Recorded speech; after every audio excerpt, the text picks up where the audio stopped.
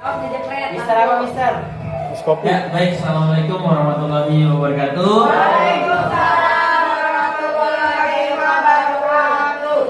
Ya, mohon izin yang pertama-tama yang saya hormati kepala sekolah atas izinnya sudah mempersilahkan saya untuk melakukan aksi nyata tentang budaya positif di sekolah. Ya. Terus terima kasih juga kepada Bapak Ibu guru yang sudah meluangkan waktu di sela-sela waktu istirahatnya untuk mengikuti aksi nyata budaya positif di sekolah. Sebelum saya memasuki atau menjelaskan tentang apa itu budaya positif, ya, saya akan membuat kesepakatan dulu. Pak Slamet boleh di next dulu. Ya, jadi akan ada kesepakatan kelas yaitu apa yang boleh dan tidak boleh. Ya, silakan yang dunya dulu. Kira-kira Bapak Ibu apa yang boleh dalam mengikuti kegiatan ini? Boleh minum, boleh. Silakan dituliskan Pak Slamet.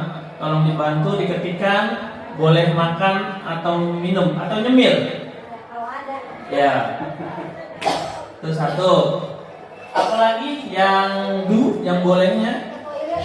No. Pak Slamet, mohon maaf, di bawah dulu. Di bawah dulu. Ya.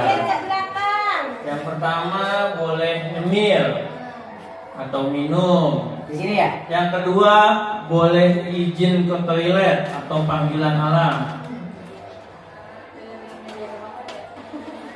Oke. Apalagi yang diperbolehkan?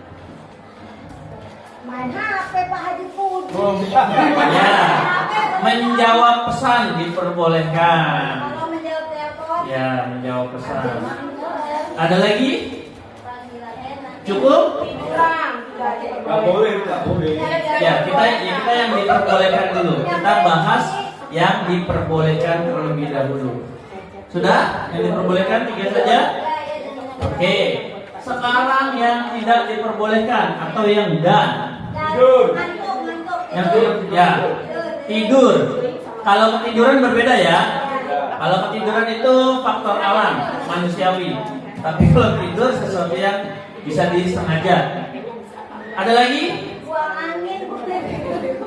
Buang angin. Menguap.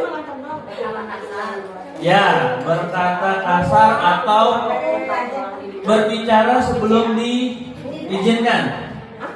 Ya, atau menyela pembicaraan. Oke. Ada lagi? Ya, kalau bercanda masih manusiawi. Ya. Ada lagi yang tidak diperbolehkan? Meninggalkan kelas tanpa izin? Meninggalkan kelas tanpa izin? Oke, silakan, boleh dimasukkan. Ya, Bapak Ibu, ya. Kesepakatan kelas ini adalah salah satu contoh tentang penerapan budaya positif. Ya, mungkin Bapak Ibu ada yang sudah melakukannya, tentang kesepakatan kelas sebelum belajar. Biasanya di mana? Di awal pembelajaran, ya, atau awal tahun ajaran, ya. Jadi ketika Bapak Ibu dan siswa-siswinya sudah melakukan sebuah kesepakatan kelas, apabila terjadi di luar kesepakatan itu, maka akan ada sebuah konsekuensi. Ya, jadi apakah konsekuensi itu akan sama dengan hukuman? Sama? Hampir sama. Ada yang bilang hampir sama, ada yang bilang berbeda. Ada lagi? Ya. Sebelum kita menjawab sama atau enggaknya, ya, atau membedah lebih dalam, ya, nanti akan kita kupas tuntas di dalam slide selanjutnya. Ya, seperti yang tadi Pak Ahmed, yang sebelumnya Pak Ahmed, cobalah buka. Kita akan membuat permainan sederhana, ya. Silakan Bapak Ibu bisa berhadapan dengan yang di depannya atau yang di sampingnya, ya. Silakan, boleh berhadapan dengan yang di depannya. Ya. Oke. Bapak Ibu bisa sweet? Ini aku. Bisa sweet? Bisa. Ya, silakan lakukan sweet dulu dengan pasangannya. Sweet. Oke.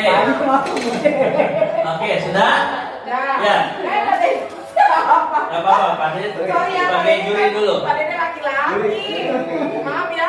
Yang menang sweet, silakan menggenggam tangannya sekuat tenaga, mengharap atau membayangkan sedang memegang sesuatu yang sangat-sangat berharga bagi dirinya.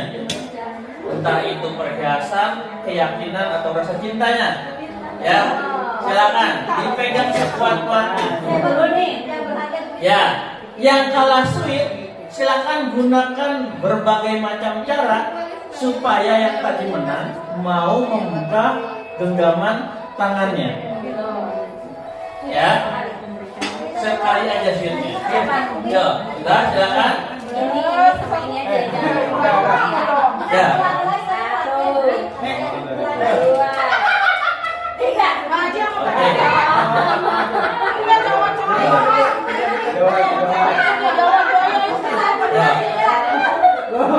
Nah, sudah ketemu siapa pemenang, siapa yang kalahnya? Nah, silakan. Yang menang genggamkan tangannya. Berusaha membuka ya. Ya, yang menang genggamkan tangannya. Saya kasih waktu 1 menit. Berusaha membuka. Ya. Ya. Saya beri waktu 1 menit. Halo. Ya, saya beri waktu 1 menit. Yang menggenggam tangannya, silakan tahan sekuatnya. Yang kalah silakan gunakan cara apapun supaya yang menggenggam membuka tangannya. Ya, waktu dimulai dari sekarang.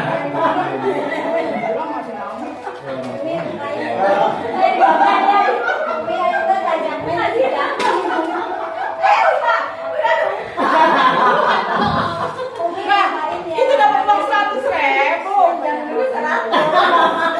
Udah. Haji, kok aku nggak dikasih duit 100.000? Kalau Umi nggak bisa jawab, Umi harus minta sama Ya. Haji, duitnya. Oke, nah. Waktunya cukup. Sekarang saya tanya dulu, Pak Slamet dan Bu Ratna. Tadi siapa yang menggenggam? Saya. Bu Ratna, bagian yang merayu. Bisa kebuka? Bisa 100.000. Karena Ada duit 100.000. oke, karena ada duit atau adanya imbalan. Ya. Terus Bu Rini sama Bu Is, siapa yang menggenggam? Umi menggenggam. Bisa kebuka? Bisa. Nggak bisa. Umi ya belum. belum, karena nggak dikasih duit. ya. Saya kan ini di jalan yang lurus dulu. Oke. Bu Ayu sama Teh Asli, tadi siapa yang menggenggam? Bu Ayu berhasil membukanya? Tadi berhasil membukanya? Enggak berhasil. Oke. Nah, jadi ini adalah tentang teori posisi kontrol. Ya, teori posisi kontrol. Ya. Yang pertama, yang tadi dilakukan oleh Pak Slamet dan Bu Ratna, Pak Slamet mau membuka karena adanya suatu imbalan. Sebenarnya siapa yang punya kontrolnya? Buka atau enggaknya? Pak Slamet. Kenapa dia bisa membuka? Tergoda uang. Karena adanya sebuah imbalan. Ya. Gravitasi. Terus yang kedua, Kurang jelas. Bu Rini dan Bu Is. Kurang jelas, Is. Bu Rini nggak berhasil dibuka genggamannya, ya, dengan rayuan apapun.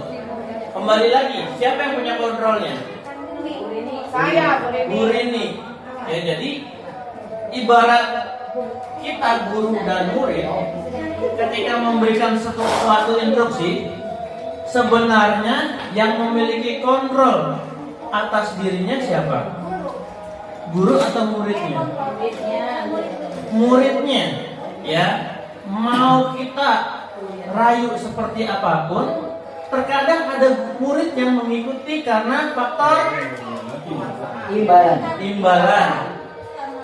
Ada faktor paksaan atau karena takut dan lain-lain. Nanti akan kita bahas. Di sini ada teori kontrol, yaitu ilusi guru mengontrol murid, ilusi bahwa semua penguatan positif, balik dulu Pak Men, efektif dan bermakna. Ilusi bahwa kritik dan membuat orang merasa bersalah dapat menguatkan karakter, serta ilusi bahwa orang dewasa memiliki hak untuk memaksa. Yuk, yang pertama, ilusi guru mengontrol muridnya.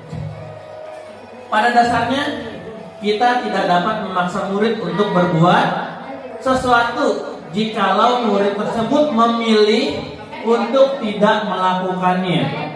Ya. Walaupun tampaknya guru sedang mengontrol perilaku murid, hal demikian terjadi karena murid sedang mengizinkan dirinya dikontrol. Ya, jadi murid membuka dirinya seolah-olah dia bisa dikontrol. Itu sebenarnya tidak terjadi selama murid itu tidak membuka dirinya. Mungkin Bapak Ibu pernah menghadapi murid yang kita apain aja nggak mau ngikutin. Ya, karena memang dari dirinya dia nggak mau membuka kontrol dirinya.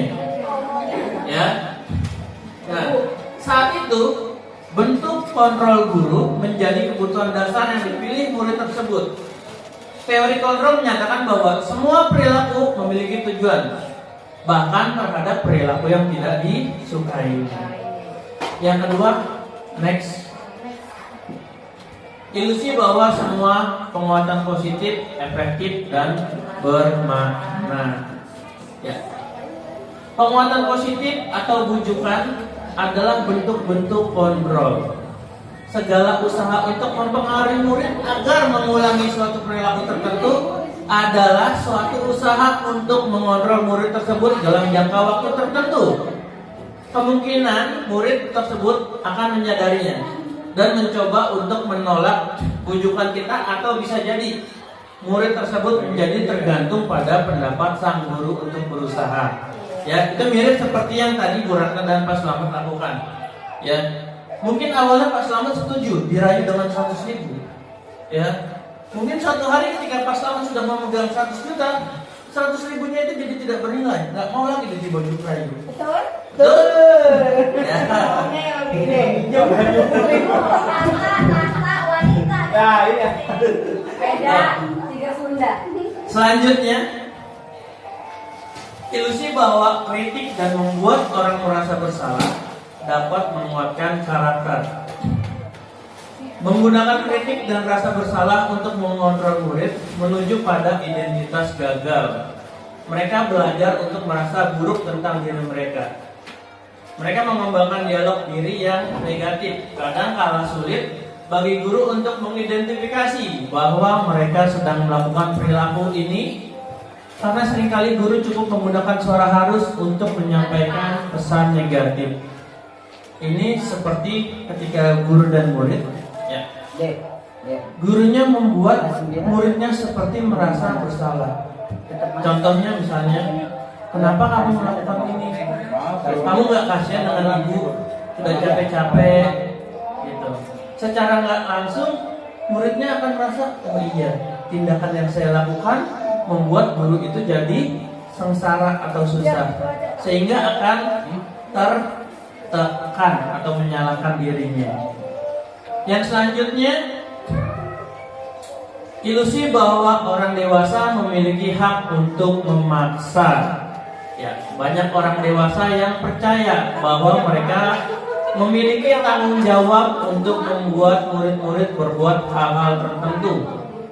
Apapun yang dilakukan dapat diterima selama ada sebuah kemajuan berdasarkan sebuah pengukuran kinerja. Pada saat itu pula orang dewasa akan menyadari bahwa perilaku memaksa tidak akan efektif untuk jangka waktu yang panjang, dan sebuah hubungan permusuhan akan terbentuk.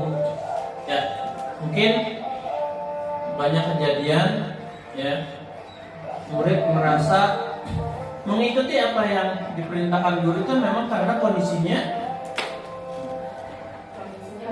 menganggap ya dirinya lemah, jadi terpaksa untuk mengikutnya. Sebenarnya dalam jangka panjang seiring nanti akan bertumbuhnya kekuatan murid tersebut, itu akan berdampak negatif, bisa mendendam kepada gurunya ataupun lain-lainnya. Ya, sebelum saya melanjutkan, saya terlalu serius nggak ya? Saya terlalu serius nggak ya? Ya, Pak. Oke. Kita sebelum saya melanjutkan, kita ice breaking sekali lagi. Ya. Ya, Bapak Ibu silakan berpasangan kembali. Silakan berpasangan kembali.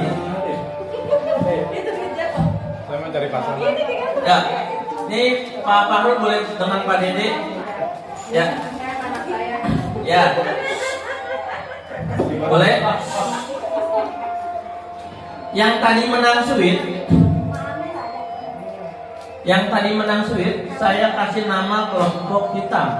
Buset. Yang tadi kalah sweet, 9. saya kasih kelompok hijau. Oke? Ya. Sekarang ya, mohon maaf Ibu kalau tidak cocok secara desain. Oke, ya silakan boleh hitam dan hijau jarinya bertemu. Coba. Ya. Ya, hitam dan hijau silakan bertemu. Oke. Ya, begini. Yang hitam, kalau saya bilang hitam, yang hitam secepat mungkin menarik tangan yang hijau. Ya, tempel. Kalau saya bilang begini aja. Kalau saya bilang hijau, yang hijau secepat mungkin tarik tangan yang hitam. Ini yang si hijau yang Mana ini? Yang tadi menang sweet itu hitam. Yang tadi kalah sweet itu hijau. Oke? Jadi kalau saya bilang hitam tarik tangan hijau. Hijau menghindar. Ya, hijau menghindar. Ya. Nih contoh berdua contoh. Hitamnya siapa? Ini hijau. Ya, siap? Hijau. Seharusnya Bu Uis tarik tangan kawannya. Ya. Silakan. Hitam hijau siap?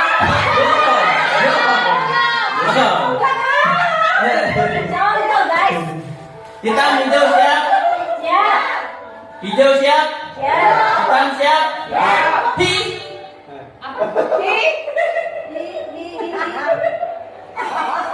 Hiu.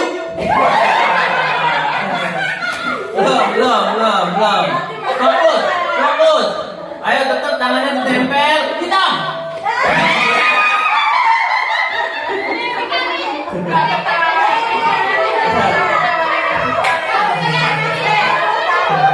Ya, good. Berarti yang berhasil menangkap konsentrasinya masih bagus. Dia nggak berhasil.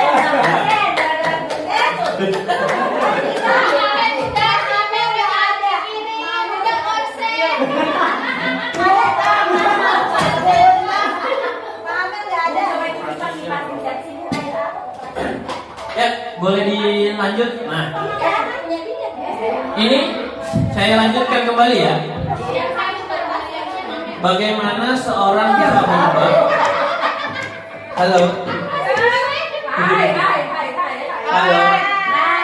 Nanti Bapak Ibu kalau ada yang mau ditanyakan, tanyakan langsung aja ya, supaya nggak nunggu slide-nya habis, takutnya nanti baru lupa ya, karena memorinya sudah mulai terbatas. Memori sayanya. Oke. Di sini bagaimana seorang bisa berubah dari paradigma stimulus respon kepada pendekatan teori kontrol. Di sini ada stimulus respon realitas kebutuhannya, sedangkan kontrol kebutuhannya berbeda. Terus stimulus respon semua orang melihat hal yang sama, sedangkan teori kontrol setiap orang memiliki gambaran yang berbeda.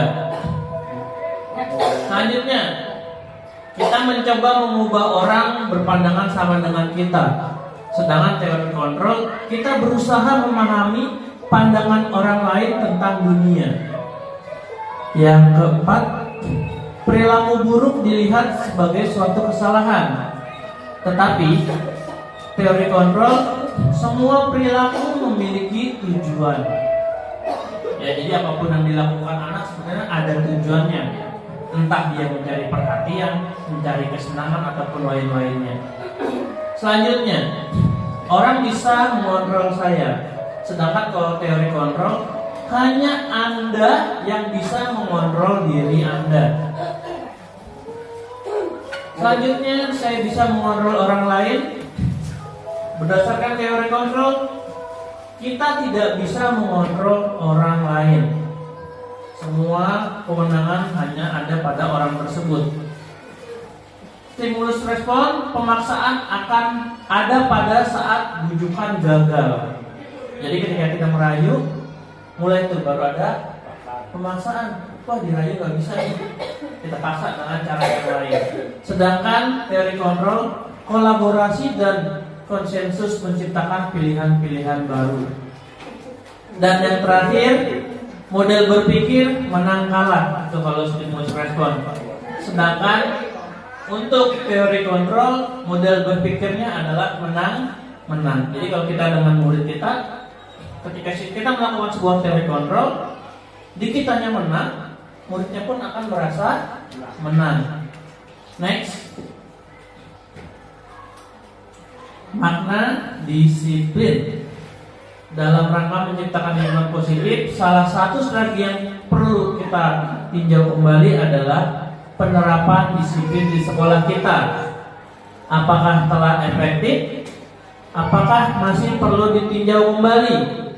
Apa sesungguhnya arti disiplin itu sendiri dan apa kaitannya dengan nilai-nilai kebajikan? Ya, saya tanya kembali terlebih dahulu, menurut Bapak Ibu, apakah tingkat kedisiplinan di sekolah kita sudah dalam kategori baik, sedang, atau kurang? Sedang. Ya, itu. Apa masih perlu ditinjau kembali? Perlu. Kira-kira dalam hal segi apa? Jajan. Ya. Membaca. Dalam hal literasinya, dalam hal budaya lingkungannya, serta peran aktif dari murid dan Bapak Ibu guru semuanya. Nah, sebelum itu lanjut silakan. Nah, di sini ada kebutuhan dasar manusia. Jadi manusia itu sebenarnya memiliki 5 kebutuhan dasar. Yang pertama, sebelum kembali lagi. yang tadi mana? Nah, ya. Yang pertama ada cinta kasih dan diterima. Bapak Ibu, butuh cinta kasih? Butuh diterima? Butuh. Ya, berarti sepakat. Memang ini kebutuhan dasar kita. Ya. Yang kedua, penguasaan. Butuh? Penguasaan itu seperti kita menguasai tentang sesuatu hal. Butuh? Oke. Kebebasan. Butuh? Ya, akan ada. Kita pasti memiliki suatu saat di mana pengen bebas atau me time, istilah sekarangnya itu, ya. Terus butuh akan kesenangan? Butuh. Nah, jalan-jalan, shopping, masukin barang-barang ke keranjang Shopee, meskipun nggak pernah dicek, setidaknya udah senang aja itu ya. Sampai terkadang muncul batas maksimal keranjang Anda sudah penuh. Karena nggak pernah dicek out. Dan yang terakhir yaitu survival, ya, bertahan. Pasti semua orang punya kebutuhan akan bertahan. Nah, kebutuhan yang kita punya atau yang kita inginkan sama halnya seperti kebutuhan yang murid-murid kita inginkan juga. Makanya mungkin kita memang terkadang menghadapi murid yang berperilaku aneh-aneh. Mungkin dari segi cinta dan kasihnya itu tidak didapat di rumah, sehingga dia mencari cinta dan kasih sayang di sekolah. Meskipun kadang-kadang tidak kesampaian juga, kita diomelin lagi.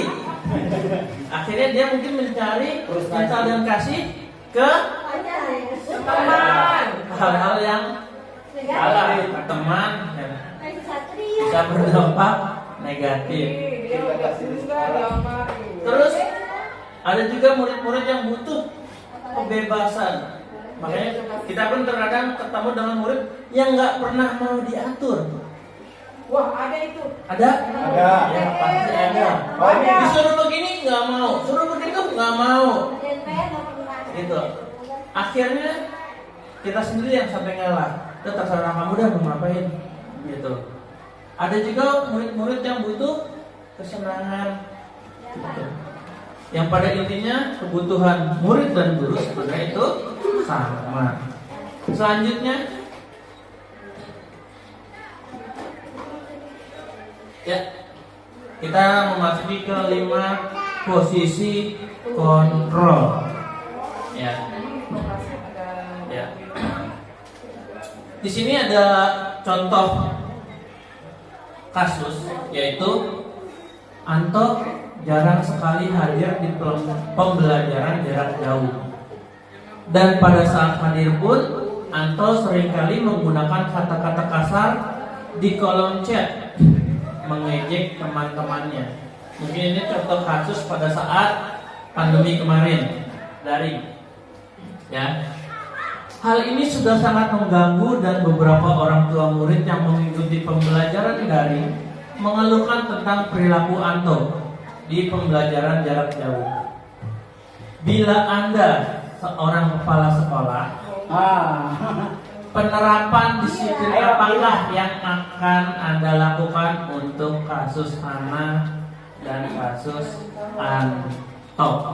Mengapa? Ananya sudah pergi, tinggal pergi. ya. Ya, kita membayangkan coba semuanya menjadi PLT kepala sekolah. Rata sekolah banget berat ini harus pertimbangan matang. Kira-kira apa yang harus kita lakukan kepada si Anto ini? Manggil dia sama orang tuanya juga. Memanggil dia bersama orang tuanya. Ada lagi? Ngajak ngobrol empat mata. Blokir. Ya, itu. Ngajak ngobrol depan mata. Kuatan dari grup. Iya, kita blokir. Nggak boleh masuk ke Ke grup. Zoom atau Google Meet. Ada lagi? Ya, oke. Boleh lanjut ke selanjutnya. Kontrol dari Jadi ini satu. Tadi posisi kontrol yang pertama ada yang sebagai penghukum. Seorang penghukum bisa menggunakan hukuman fisik maupun verbal. Ya jujur, saya pun terkadang melakukan hal ini. Ya, di awalnya, ketika mungkin kita sudah berniat datang tepat waktu, tiba-tiba ketika dalam pembelajaran ada anak yang sengaja datang terlambat. Tindakan yang paling cepat adalah, dari mana kamu? Kenapa terlambat? Ketika jawabannya tidak sesuai, itu langsung kita hukum. Ya. Nah, orang-orang yang menjalankan posisi penghukum senantiasa mengatakan bahwa sekolah memerlukan sistem atau alat yang dapat lebih menekan murid-murid lebih dalam lagi. Guru-guru yang menerapkan posisi penghukum akan berkata, patuhi aturan saya atau awas. Yang kedua, kalau kamu selalu saja salah. 3, selalu. Pasti selalu yang terakhir selesai. Yang keempat, guru seperti ini senantiasa percaya hanya ada satu cara agar pembelajaran bisa berhasil, yaitu cara dia. Ya, saya sendiri memang pasti pernah mengalami atau mengambil posisi kontrol dalam posisi penghukum. Ya. Yang kedua, posisi yang kedua yaitu sama posisi yang penghukum. Ya, poin-poinnya nada suara tinggi, bahasa tubuh, mata melotot, jari menunjuk-nunjuk. Ya. Nah, sekarang membuat merasa bersalah. Pada posisi ini, biasanya guru akan bersuara lebih lembut. Membuat rasa bersalah akan menggunakan keheningan yang membuat orang lain merasa tidak nyaman, bersalah atau rendah diri. Kata-kata yang keluar dengan lembut akan seperti, "Ibu sangat kecewa sekali dengan kamu. Berapa kali Bapak harus memberitahu kamu ya? Gimana coba kalau orang tua kamu tahu kamu berbuat begini?"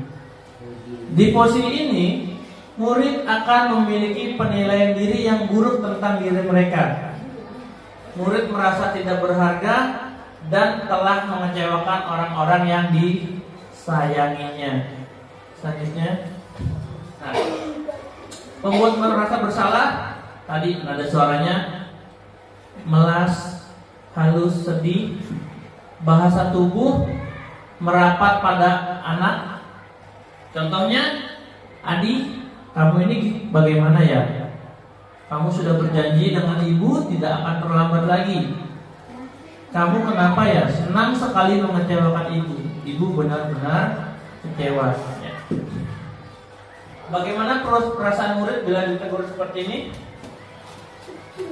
Ada yang pernah mengalaminya? Biasanya, ya. Biasanya kalau yang muridnya hatinya gampang tersentuh, dia akan merasa, "Wah ya, saya sudah membuat kesalahan yang menyebabkan orang lain menjadi susah." Ya, meskipun memang ada banyak murid yang tidak tersentuh sama sekalinya. Ya, kita sudah memelas bagaimanapun, kita nggak mempan. Kecuali usahanya pasti. Saya anaknya Umi sama Nabil. Gede, Nabil. Emon. Emang tersentuh. Gampang emang dibilang. Nah, dia enggak ya. Oke, nah ini posisi kontrol teman. Ya, saya juga terkadang pernah melakukan seperti ini. Yaitu guru pada posisi ini tidak akan menyakiti murid, namun akan tetap berusaha mengontrol murid melalui persuasi. Posisi teman pada guru bisa negatif ataupun positif. Positif di sini berupa hubungan baik yang terjalin antara guru dan murid. Ya, meskipun terkadang ada yang kelewatan positif. Guru di posisi teman menggunakan hubungan baik dan humor untuk mempengaruhi seseorang. Mereka akan berkata, "Ayo, bantulah demi Bapak ya. Ayo, ingat tidak bantuan Bapak selama ini. Atau, ya sudah, kali ini tidak apa-apa, nanti ibu bantu bereskan." Hal negatifnya adalah bila suatu saat guru tersebut tidak membantu, maka muridnya akan kecewa dan berkata, "Saya pikir selama ini kita temenan." Ya, tuh. Murid merasa dikecewakan dan tidak mau berusaha lagi. Ya, selanjutnya.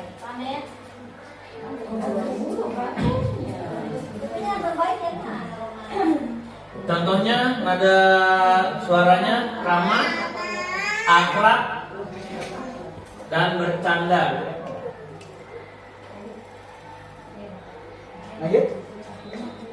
Lanjut.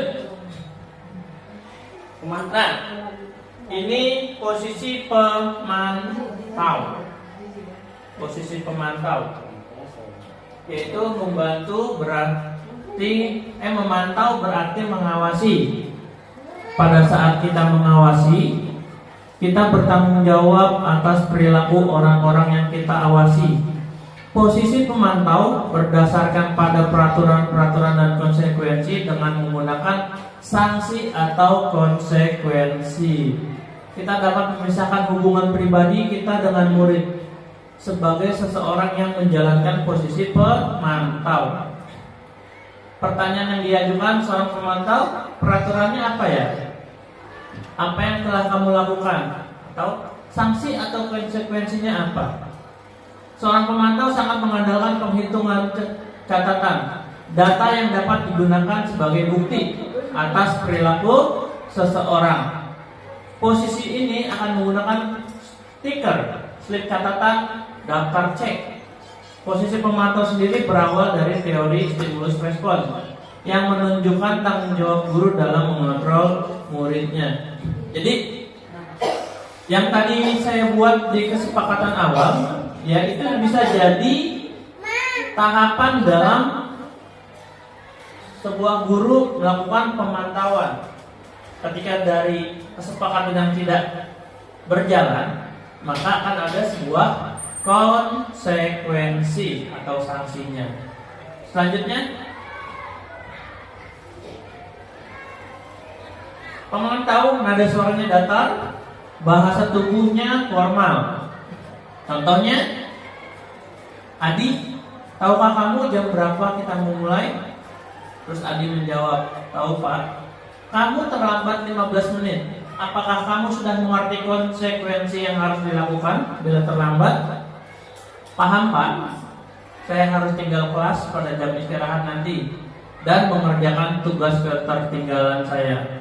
Ya benar, nanti pada saat jam istirahat kamu harus tinggal di kelas mengerjakan untuk menyelesaikan tugas yang tertinggal tadi. Nah, bagaimana perasaan murid diperlakukan seperti ini? Yaitu murid memahami konsekuensi yang harus dijalankan karena telah melanggar salah satu peraturan sekolah.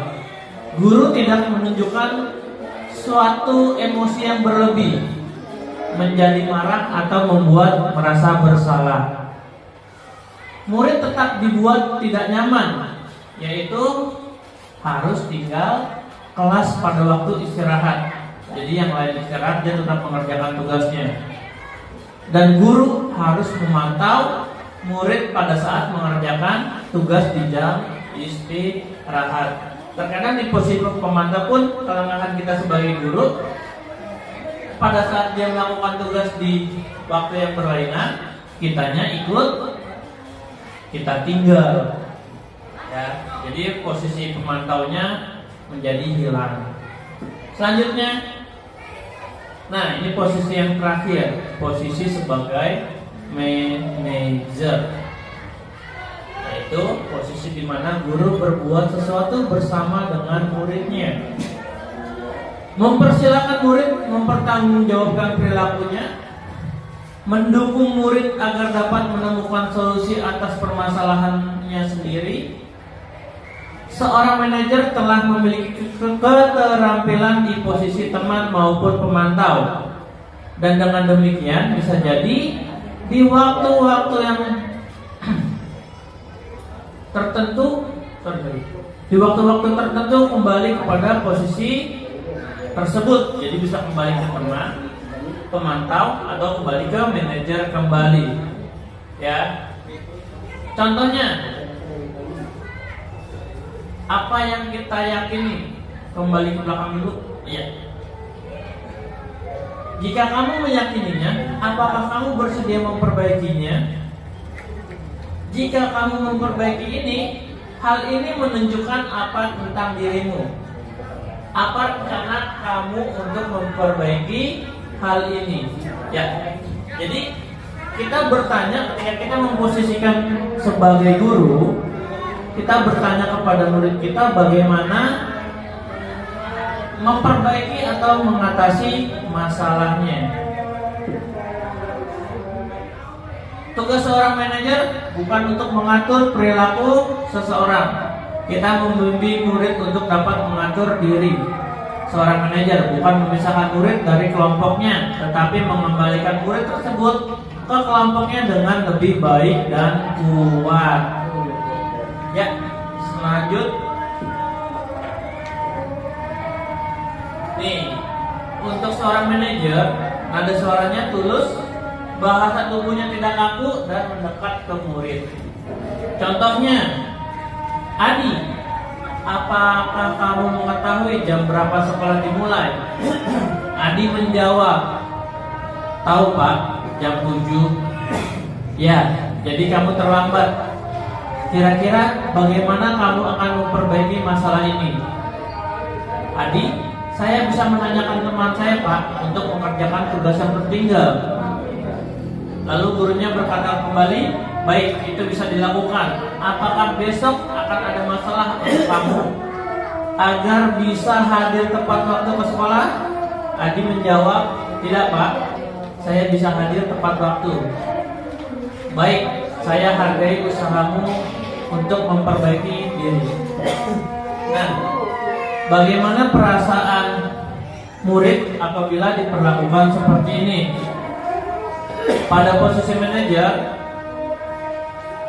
maka suara guru sebaiknya tulus, tidak perlu marah, tidak perlu meninggikan suara, apalagi menunjukkan jarinya ke murid, atau bersikap seolah-olah menyesal, tampak sedih akan perbuatan murid, ataupun bersenda gurau menempatkan diri sebagai teman.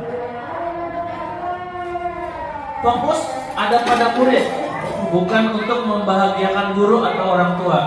Murid sudah mengetahui adanya satu masalah dan sesuatu perlu terjadi bila guru mengambil posisi pemantau. Guru akan melihat apa konsekuensinya, apa peraturannya. Namun pada posisi manajer, guru akan mengembalikan tanggung jawab pada murid untuk mencari jalan keluar atas permasalahannya. Selanjutnya, boleh dibantu digeser. Ya, ini namanya segitiga restitusi, yaitu tindakan yang bisa kita lakukan ketika mengambil atau menghadapi suatu permasalahan dengan murid kita. Ada 3 tahapan. Yang pertama yaitu menstabilkan identitas. Ya, contohnya kalimatnya, setiap orang pasti pernah melakukannya, atau kamu bukan satu-satunya yang pernah melakukan hal ini. Tahapan kedua yaitu menanyakan keyakinan. Contoh kalimatnya, keyakinan kelas apa yang telah kita sepakati, atau kamu ingin menjadi orang yang seperti apa. Dan yang tahapan ketiga, validasi tindakan yang salah. Kamu tentu punya alasan mengapa melakukan ini. Atau kalimat lainnya, adakah cara yang lebih efektif untuk mendapatkan apa yang kamu butuhkan? Nah, mungkin Bapak Ibu ada yang pernah melakukan proses segitiga restitusi ini, tahapan-tahapannya, atau mungkin secara nggak langsung pernah melakukan salah satu tahapannya, tetapi tidak secara utuh. Ada? Di tahapan yang mana biasanya? Apakah di menstabilkan identitas, atau menanyakan keyakinan, atau validasi tindakan yang salahnya? Tapi secara kita nggak sadar gitu, aku udah ngelakuin. Ada lagi?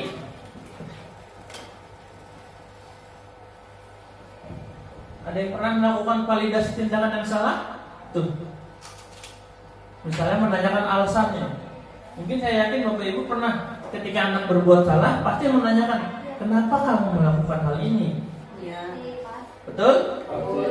Iya. Ya, secara nggak langsung berarti Bapak Ibu guru sebenarnya sudah melakukan tahapan segitiga restitusi, meskipun tidak melakukannya secara utuh atau secara sempurna. Next. Ini contoh kasusnya. Ya, saya membuat contoh. Jadi ada seorang siswa yang bernama Bayu. dilaporkan tidak mengikuti kegiatan upacara karena dia membolos sekolah untuk bermain PS, ya. Nah, yang pertama siswanya masuk ke dalam ruangan. Assalamualaikum Pak, gurunya menjawab Waalaikumsalam. Terus saya mendapat laporan bahwa kemarin kamu tidak mengikuti upacara. Apakah itu benar? Iya. Lalu kamu pergi kemana? Dan apa yang kamu lakukan? Anaknya menjawab main PS. Nah, tahapan yang pertama yaitu menstabilkan identitas. Kalimatnya yaitu dengan baik. Setiap orang pasti pernah melakukan kesalahan. Coba kamu pikir, pergi main PS manfaatnya apa? Siswanya menjawab tidak ada. Lalu gurunya bertanya kembali, membolos yang dilakukan apakah benar atau salah? Siswanya menjawab salah. Ya. Selanjutnya, nah, yang kedua itu harusnya yang kedua validasi tindakan yang salah. Ditanya lagi, kenapa kamu membolos? Ya, siswanya menjawab membolos karena diajak oleh temannya. Nah, gurunya langsung memvalidasi lagi. Sekarang kamu sudah sadar belum? Apakah masih akan membolos lagi? Ketika siswanya menjawab sudah sadar Pak, dan minta maaf dan berjanji untuk tidak mengulanginya atau membolos lagi. Dan yang terakhir menanyakan keyakinan untuk depannya. Bila ada kegiatan upacara lagi, apa yang akan kamu lakukan? Bagaimana cara kamu memperbaiki kesalahan ini? Siswa, saya akan meminta tugas ke guru mata pelajaran. Gurunya menjawab, baik, semoga kamu mendapat pelajaran bermakna dari kesalahan yang sudah kamu lakukan. Ya. Jadi dalam proses yang tadi, ya kita tidak menemukan hukuman kepada murid dan tidak membuat bersalah atau rasa bersalah murid tersebut, dan tidak juga memperlakukan murid sebagai teman. Ya, tapi kita mencari tahu kenapa murid itu melakukannya dan menemukan solusinya.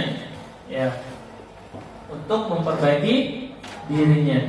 Ya. Terus selanjutnya yang ada satu lagi yang mau saya sampaikan untuk yang program aksi nyata.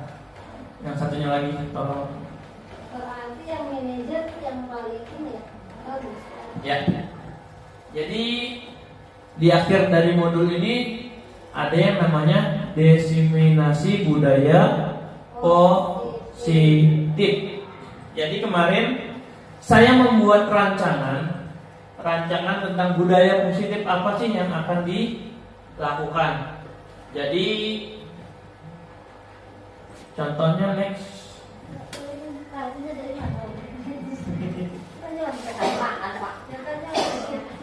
Nah, latar belakangnya ya, dalam rangka peningkatan kualitas pendidikan di sekolah diperlukan penerapan budaya positif.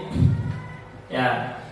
Nah, dalam upaya penerapan budaya positif diperlukan dukungan dan peran serta seluruh warga sekolah berkontribusi dalam menciptakan budaya positif di sekolah yang dapat mewujudkan visi sekolahnya. Selanjutnya,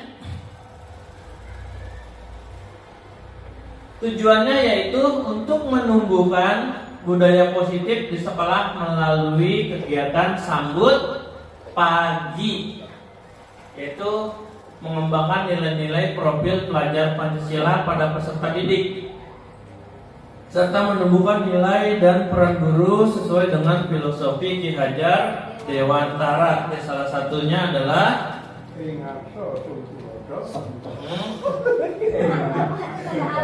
ya.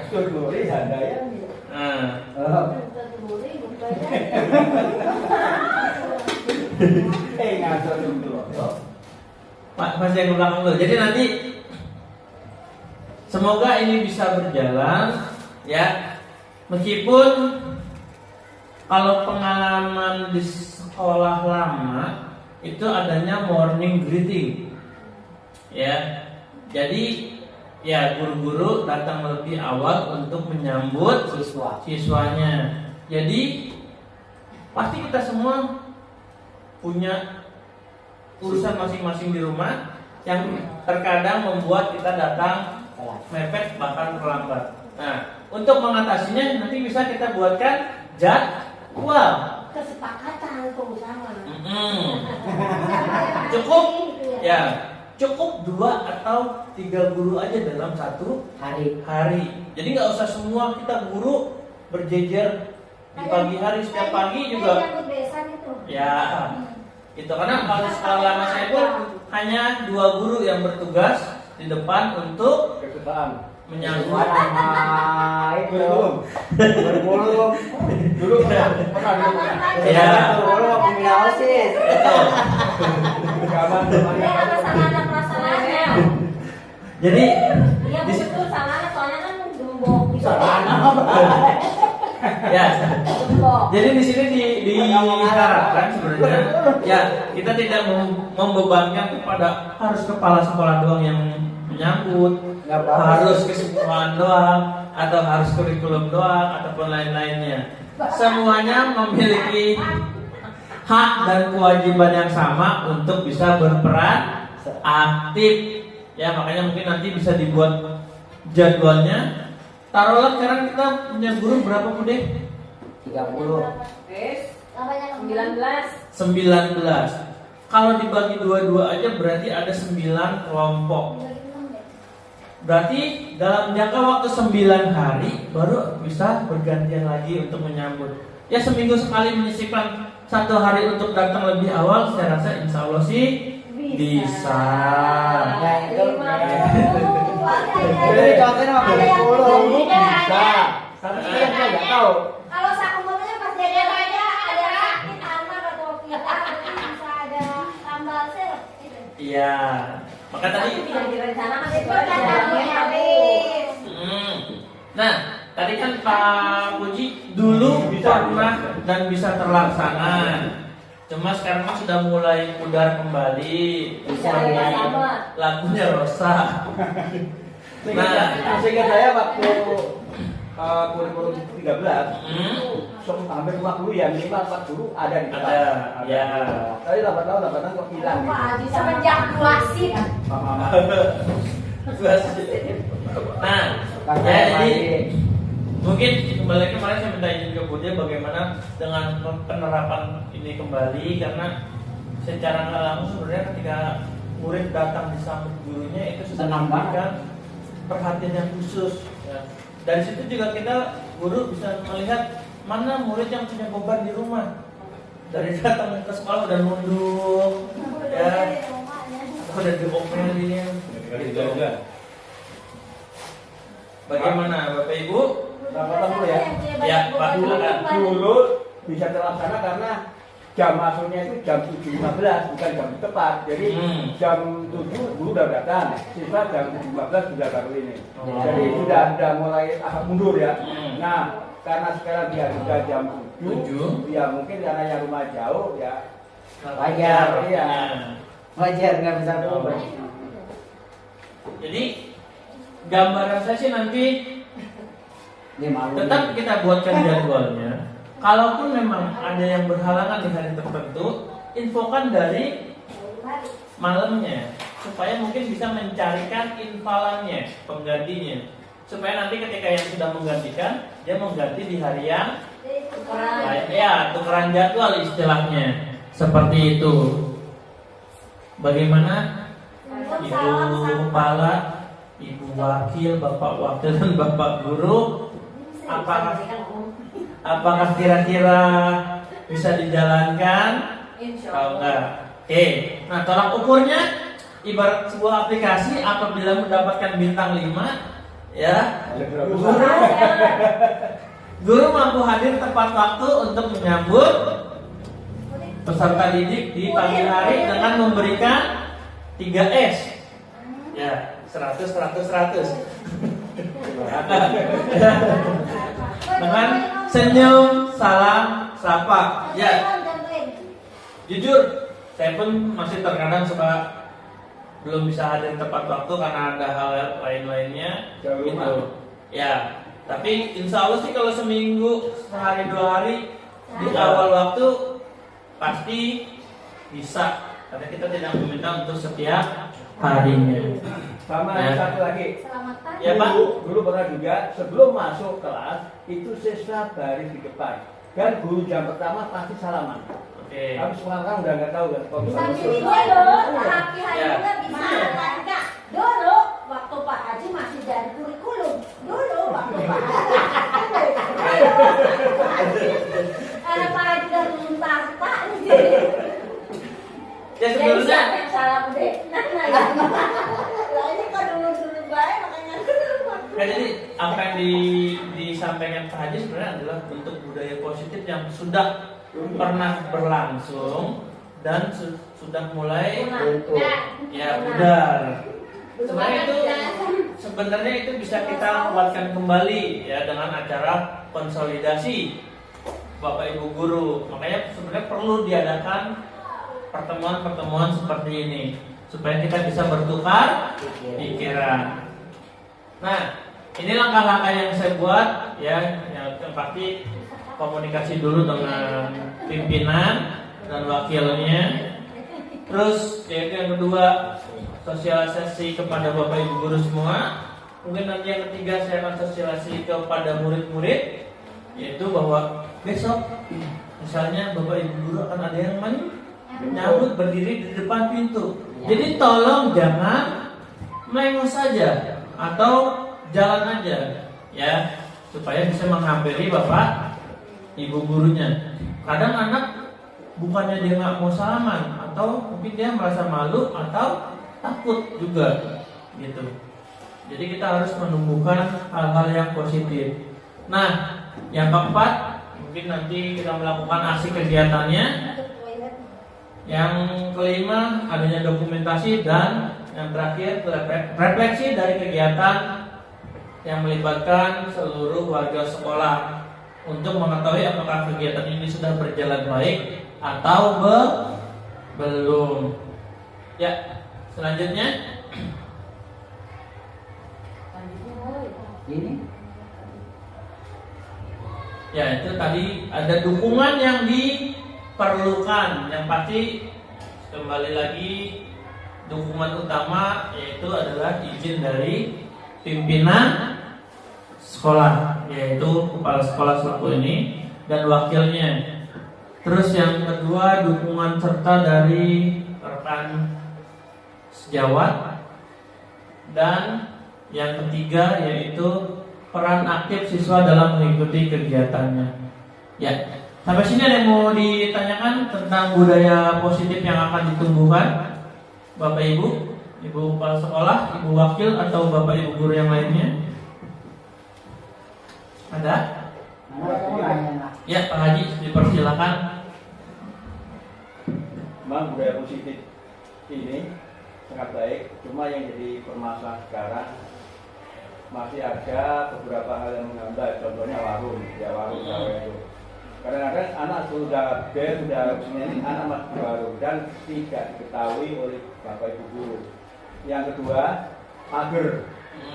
Man, terus terang aja, kalau kita mungkin pagar kita ada rapat, kemudian bisa. Alatnya apa? Untuk istirahat, anak tidak keluar. Ini seperti kejadian apa? Seperti contoh yang saya lakukan di sekolah-sekolah waktu saya dulu sini, itu pagar berfungsi berat. Jadi perjanjian antara pedagang dengan sekolah. Lo mau jualan, kalau jual TK, kalau mau jual tapi silakan masuk dalam kelas. Kalau enggak, ya jelas kami untuk pagar. Tapi kejadian pernah ini saya jalan buka sendiri, untuk pagar ternyata yang datang preman. Ingat tuh ya. Tuh, ini kadang-kadang inilah yang menghambat kita untuk berdisiplin. Di sisi lain, karena setiap sekolah itu pagar itu utama. Karena untuk bagaimana anak nggak terlambat dan sebagainya itu. Tapi kalau itu selama belum ada pagar, mewah. Artinya masa itu tidak dari mana saja, dari belakang dan tidak hanya siswa guru pun juga demikian. Thailand kuburan sana masih ada gitu. Nah ini yang jadi kendala itu tadi, seandainya sekolah cukup abot dan ada perjanjian antara pedagang, penjual yang di luar dengan mau berdagang di dalam dan sudah diatur dan sudah dilakukan, saya kira untuk budaya disiplin terutama pada waktu istirahat itu akan bisa terlindungi. Tapi ya kita karena kita hidup di lingkungan masyarakat kampung yang begitu derasnya ya bukan kejamnya, derasnya ininya lingkungan, ya udah mau nggak mau seperti itu. Jadi untuk membahayakan ini masih ada ganjalan lah gitu. Tapi kalau kita mau ya, tapi ya itu resikonya itu tadi. Tapi kalau untuk ini mohon maaf ini saya kira untuk anak-anak untuk disiplin untuk masuk sebenarnya kita bisa. Untuk yang pagi walaupun siang bisa. Tapi dengan satu syarat, gurunya bisa enggak ngasih contoh, itu aja. Termasuk saya mah karena saya merasa saya jam ke 3-4 ya saya ngapain ya jam 3-4 datang pagi-pagi kadang gitu ya merasa gitu dengan materi anak. Tapi lebih awal itu adalah kita nyontohin dulu gurunya dulu. Tapi kan di sini mohon maaf terbaliknya apa? Kadang gurunya jam ke-1 ke-2 jam pertama kadang datang pas. Ya alasan kita ya kalau kita sudah konsekuen dengan dunia pendidikan ya mau nggak mau harus terjun, mau di rumah atau apapun ya mau nggak mau harus ada gitu, mau dekat mau jauh ya. Kalau saya emang misalkan kalau ke-1 ya paling telat-telat jam 7.20 atau setengah 8 mungkin saya datang. Tapi yang kadang yang saya sendiri pribadi saya lihat karena yang dekat aja telat, ngapain gue yang jauh ngikut? Tapi kebanyakan di sini apa yang dicontohkan ya, yang jadi contoh ya TU, gitu. Jadi contoh TU datang pagi, gitu. Jadi imbasnya ya ke TU lagi. Mohon maaf kebanyakan gitu Mar pagi, Ayu atau saya kalau saya siang. Memang karena kalau jam 3-4 karena posisi kurikulum masih 3-4 ya saya datang jam 8. Jam 8 kurang karena kurikulum masihnya, karena saya menganggap jam pertama kedua sudah ada guru. Nah iya karena ngasih jam kan guru. Betul Pak Slamet, memang mau kita maupun tanpa bagaimana ke guru memang yang dipilih makanya bikin kesepakatan tadi. Nah kesepakatan kita mulai kapan? Ada yang katanya 2 ya ini ada. Saya perhatikan di sana ada siang, tapi harusnya jam tepat ya, tapi ini boro-boro tepat ini malah lewat. Nah itu yang sekarang kita memperbaiki. Kalau untuk yang untuk guru dulu, oke lah sebagai pelajaran kita. Terus maaf Pak, yang Pak Haji tadi, ya masalah jajan ya Pak Haji. Guru dulu betul guru dulu. Minta ini sama sekali kerjasamanya emang yang jajan melarang menggunakan plastik dan yang lainnya, tapi guru itu sudah masih pakai. Makanya kayaknya kesepakatan dulu untuk penjelasan dulu deh. Ya gitu Bu De, makanya kapan kita bikin kesepakatan? Bagus, emang bagus itu Pak Dika ke anaknya, cuman guru yang mau ngajarin aja belum gitu. Ya, jadi boleh saya tanggapi ya? Ya, jadi sebenarnya apa yang disampaikan Pak Haji itu adalah keresahan yang memang kita alami bersama dan memang harus kita temukan solusinya. Kalau memang kita mau jauh lebih baik dari hari ini, ya. Nah makanya sebenarnya ya perlu diskusi yang seperti ini supaya masing-masing bisa mengetahui pikiran atau isi Dompet. kalau isi dompet sebenarnya kita sama semua. Ya begitu kenapa? Nggak ada uang. Untuk mengetahui sehingga ketika Mentang-mentang jasa keluarga. ketika keresahan dari masing-masing individu itu sudah tersampaikan, kita bisa mencari solusinya secara bersama-sama gitu ya, karena bagaimanapun ya posisi kita tetap sebagai seorang pendidik Seperti itu.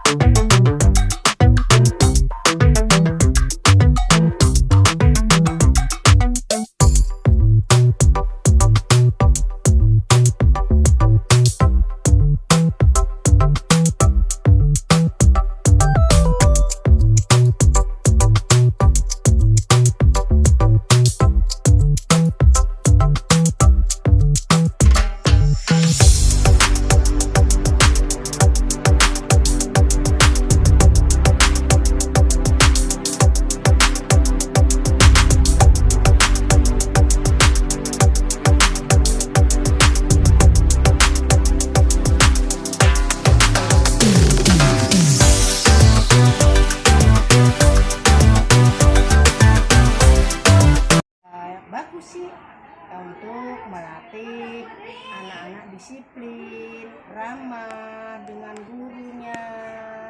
Untuk gurunya sendiri sih sebenarnya juga bagus kan, dari awal mengetahui keadaan siswa kan, biasanya dari rumah dengan tiba-tiba anak kan gurunya itu lebih dekat kepada siswanya begitu Mbak Dika.